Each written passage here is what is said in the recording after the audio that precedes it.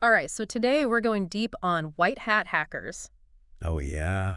These are the good guys, right? The Yeah, ethical hackers who are trying to help us in this crazy digital world. exactly. They're like the guardians of the digital realm.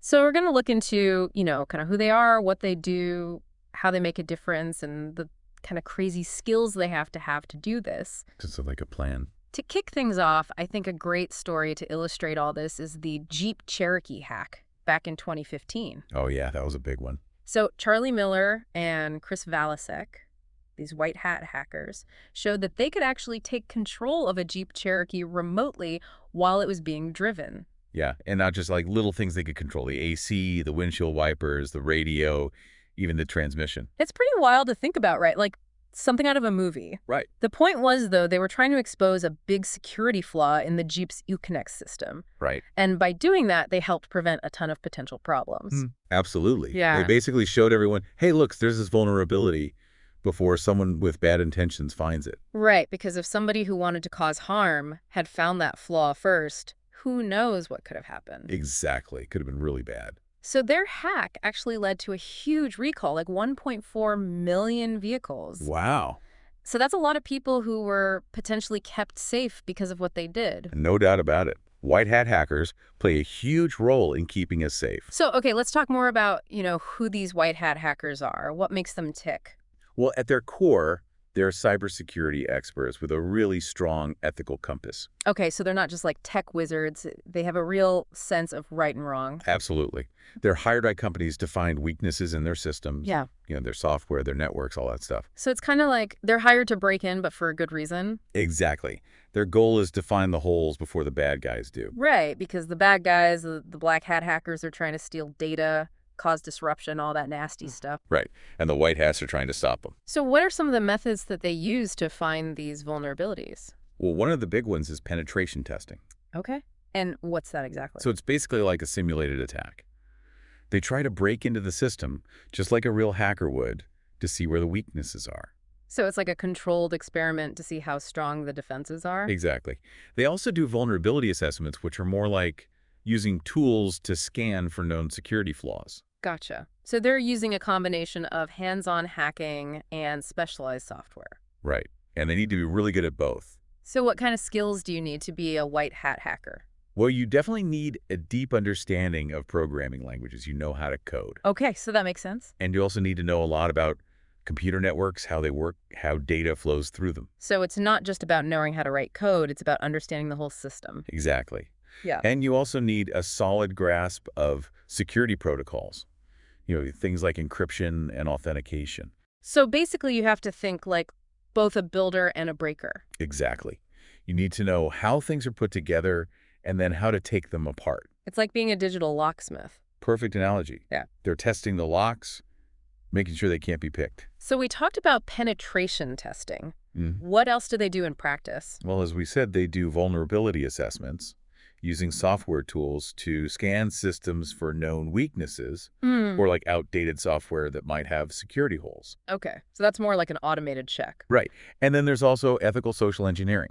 Oh, yeah, that's an interesting one. So with ethical social engineering, they might try to trick employees into giving up sensitive information like passwords. But they have permission to do this right. It's not like they're actually trying to scam people. Right. It's all with the company's knowledge and consent. They're trying to test how susceptible employees are to phishing attacks and things like that. So it's really about understanding the human element of security, too. Exactly.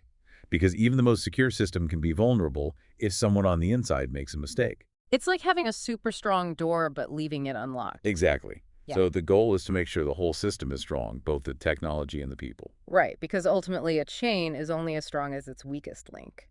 Very true. Yeah. And the impact of this work is huge.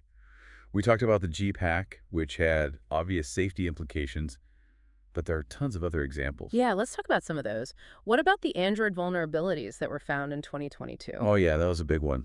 A researcher who goes by GebzobQQ found some vulnerabilities that could have exposed millions of Android devices. So a lot of people could have been affected. Definitely. But thankfully, GebzobQQ reported the vulnerabilities through Google's bug bounty program.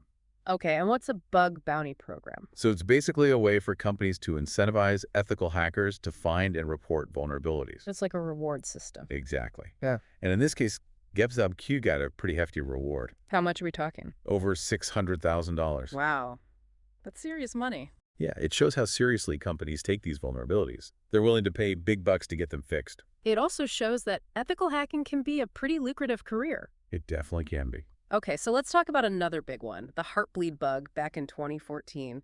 That sounds pretty scary. Yeah, that was a major vulnerability. It was found in a piece of software called OpenSSL, which is used by a ton of websites and online services to encrypt communications. So basically, it could have allowed hackers to eavesdrop on sensitive information. Exactly. Things like passwords, credit card details, all sorts of private data. And this bug was found by a white hat hacker, right? Yeah, a guy named Neil Mehta. And thankfully, he reported it responsible so it could be fixed. So he potentially saved a lot of people from a lot of trouble. Absolutely. Hmm. It's a great example of how white hat hackers are essential for protecting our online security. Okay, so we've talked about some of the big vulnerabilities that have been found, but what about the tools and skills that white hat hackers use on a daily basis? Well, as I said before, programming skills are essential. They need to be able to code in multiple languages. Okay, so they're like polyglots of the digital world. Exactly. Yeah. And they need to know a lot about networking, too. How data moves around, how different systems communicate with each other. So they're not just coding, they're understanding the whole infrastructure. Right. And they also need to know about security principles, like encryption, authentication, access control, all that good stuff. So basically a whole lot of technical knowledge. Yeah, a lot of it. But it's not just about the tech skills. Yeah. They also need to be really good at critical thinking and problem solving. Okay, so they need to be able to think outside the box. Exactly. Yeah. They need to be able to anticipate how an attacker might try to exploit a system and then figure out how to prevent it. So they're kind of like digital detectives. In a way, yeah. They're always looking for clues, trying to figure out how to stay one step ahead of the bad guys. It sounds like a really challenging but also really rewarding job. It definitely is. So for someone who's interested in getting into this field, what kind of path should they take? Well, there are a few different routes you can take. Okay, like what? A lot of people get a degree in computer science or cybersecurity. So a formal education can be helpful. It definitely can be. But there are also a lot of people who are self-taught. They learn through online courses and hands-on experience. So there's no one right way to become a white hat hacker. Exactly. It's more about having the right skills and the right mindset. And what about certifications? Are those important? Yeah, there are some certifications that are really well respected in the industry, like the Certified Ethical Hacker or CEH. Okay, and what about the OSCP? I hear that one a lot. Yeah, the Offensive Security Certified Professional. That one's really tough to get, but it's highly sought after by employers. So it's kind of like a badge of honor. Yeah, you could say that. And of course, we can't talk about white hat hacking without talking about ethics. Absolutely. Ethics are paramount. So what are some of the key ethical principles that white hat hackers adhere to? Well, first and foremost, they never hack without permission. Okay, so that's pretty basic. Right. They always get explicit authorization from the system owner before they do anything. And what about responsible disclosure? Yeah, that's another big one. When they find a vulnerability, they report it responsibly through the proper channels. So they don't just blast it out on social media. No, definitely not.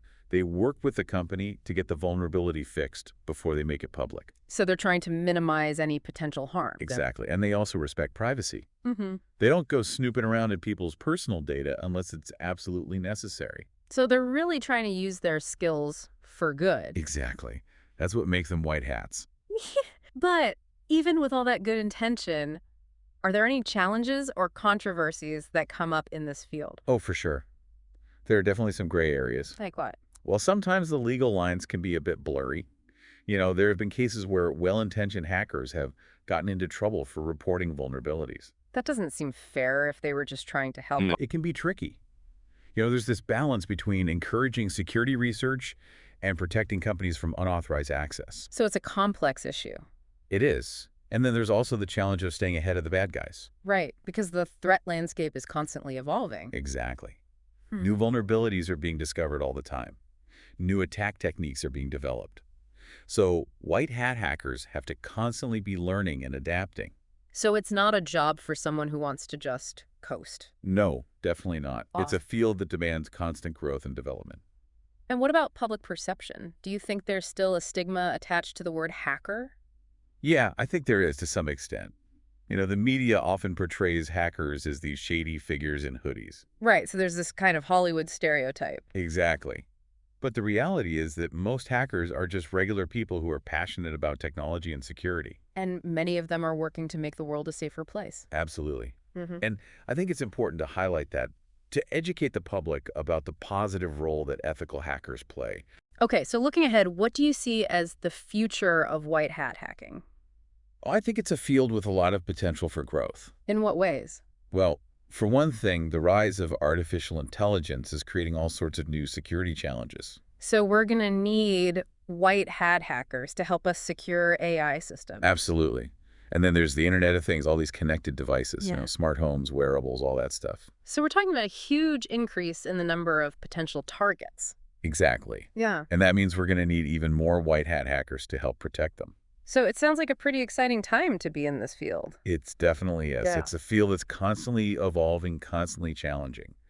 And it's one where you can really make a difference. Okay, so as we wrap up here, I think it's clear that white hat hackers are essential for our digital safety. They're the ones who are working behind the scenes to keep us safe from the bad guys. Absolutely. They're the unsung heroes of the Internet. And they're only going to become more important as technology continues to advance. Exactly.